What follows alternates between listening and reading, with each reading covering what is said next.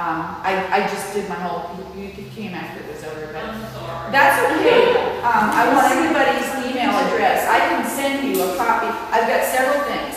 I've got a copy of this. I've got a copy of the layout and everything of the voters pamphlet on that page, the whole thing, just as it's laid out. I've got an op-ed I did for the Watcom Watch, and an op-ed I did for, this is the one, probably the one I did for the Herald way back when, but then I've done one recently for the Watcom Watch.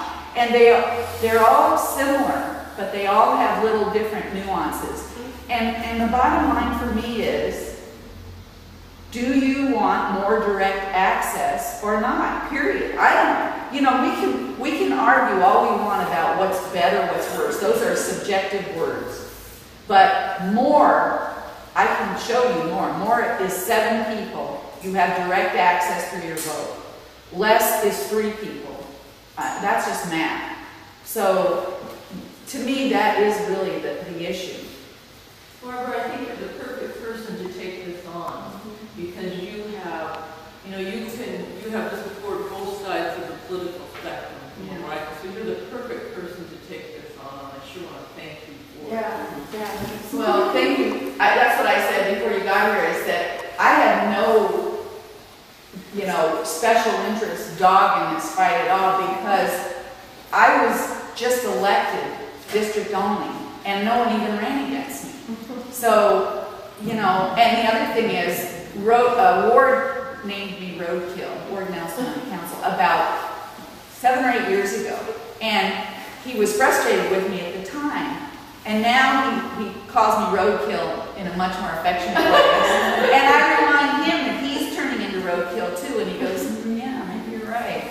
You know, because Roadkill, sorry. Roadkill is where I'm not always on any line with anything. I go issue by issue. I'm not an ideologue. I'm absolutely not, and I admit it. And I have friends who are, and that's fine, but I don't happen to be one. So it used to bother Ward because, you know, just because I voted one way on something, you can't assume on the next thing I might vote the same way if I have new information or something else. Yeah, I think one of the reasons it passed last time was there's an appeal to democratic thinking. You know, you get better electoral representative. So I think that access to the Senate is very important to appeal to the democratic aspect of it.